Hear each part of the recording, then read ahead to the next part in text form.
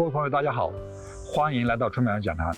这是李老师在多伦多给大家分享种菜经验。我们眼前的呢就是佛手瓜。这个佛手瓜呢，说起来好处很多，主要是3点。第一，它的产量很高，如果种好了，那一架佛手瓜500-600个没问题，一个的话差不多1磅多。第二个，它没虫没病。第三一点，风味好，营养价值高，它还特别耐储存。像我们眼前这个瓜的话，如果现在摘下来，放室温条件下，不需要任何的特殊条件，放到明年3-4月份，它风味依然好。它有这么多优点，那怎么种呢？种植佛手瓜要种好，有5个的条件。第一点，首先是品种选择，第二一个育苗，第三施底肥，第四移栽以后的早期这1个多月怎么给它增加温度。那到第4一点，就是一个很结实的一个架子。那我们现在细细分解一下品种选择。通常来讲，我们一定要首先选择在本地种植能够成功的品种。我们现在看这一个，现在上来了，但是呢基本上没开什么花。那边那一个的话，上来以后结了很多瓜出来。它的差别就是，那边过来结瓜的是我们在温哥华经过多年种植适合加拿大条件的，它能够在7月份开花结果，那就8月份、9月份大量做果。这个的话是超市买来的品种找来的，那它是墨西哥种，它在墨西哥表现肯定好，但是到这以后的话，它开花就晚了，就来不及结果，就已经霜冻了。所以品种选择很重要，一定要选择适应当地条件的。第二一个就是我们看它的刺，有刺和无刺。我这里3个品种都有，这个满身是刺的，跟刺猬差不多。它的优点是抗逆性强，耐寒能力强，但缺点就是稍微老一点以后，满身刺不好处理。另外一个就是无刺的品种，像这个一点刺都没有，但它缺点是抗寒能力差一点。另外就是建议中间型的，它刚好综合了有刺品种和无刺品种的优点，多刺的像刺猬一样的，无刺的这个中间型少刺的。因为我把它们3个品种在一块混种了好几年，慢慢挑选了这个少刺的品种。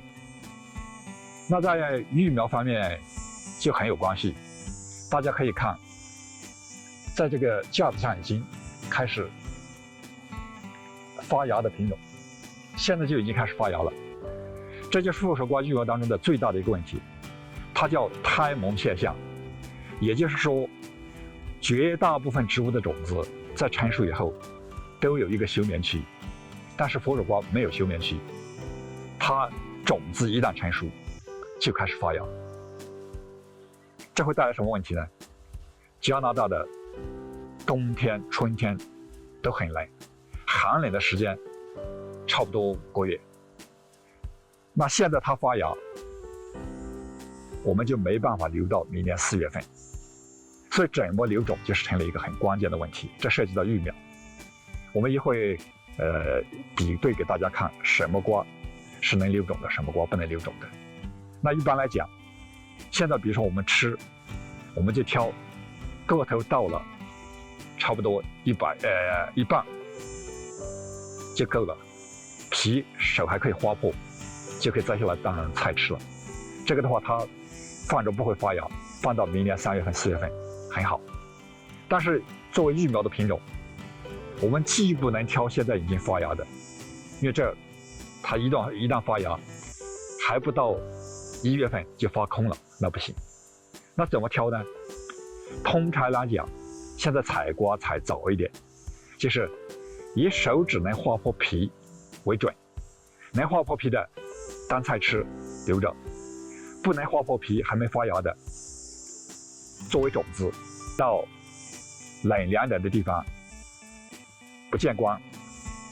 但所谓冷凉的温度呢，佛手瓜还不耐冻，就是温度以不低于0度，最好不要高于10度这么一个环境来储存，让它等到2月份开始冒芽，刚刚好用来催芽，那咱们3月份育苗就可以了。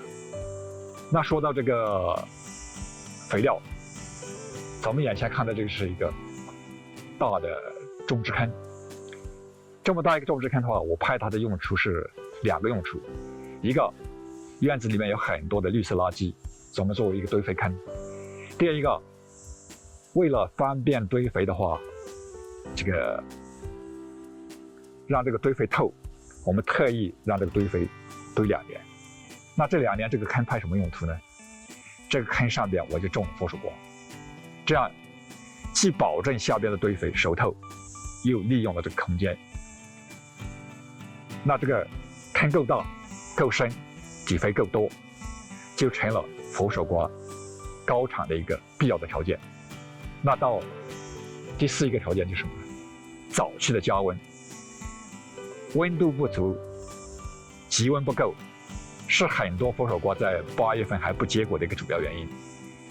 那咱们在3月初开始催芽，3月中旬开始育苗，4月底、5月初苗出来了，差不多到1尺高，开始掐尖，反复掐尖2次以后，到5月下旬余栽出来。那余栽以后，那个时候温度还不够高，甚至还有这个倒春寒，怎么办？用这1米多高的一个架子，搭上塑料布，在下边种上佛手瓜苗。这样的话，就保证佛手瓜苗在整个6月份都有这个塑料薄膜给它增温保湿。我这里的话设计一个光照还有点不够，所以我在后边放了这个反光膜，目的就是为了增加它的这个光照。今年的产量不够理想，原因就是邻居的大树挡住了一部分阳光，明年一定要改进。今年这个产量大概只有200多个，我的预定目标应该是500个。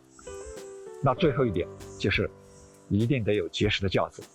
大家可以看这个佛手瓜结了很多，那一算重量几百磅，如果架子不够结实，那这个它通风透光不良，授粉不好，那结实就有问题。留种的时候，这个不能留，过熟了，这个没熟不能留。这个的话刚刚好，就是芽滋出来，但是没有长出来。拉秧的时候，这个部位开始有芽出来的瓜种作为留种的，这个涉及到育苗的问题，所以大家一定要掌握好这一点技巧。只要掌握好这5个方面，那我们种好佛手瓜就没有问题。谢谢大家的观看，如果你们喜欢我的节目，请点击订阅或点赞。祝大家种植愉快，身体健康。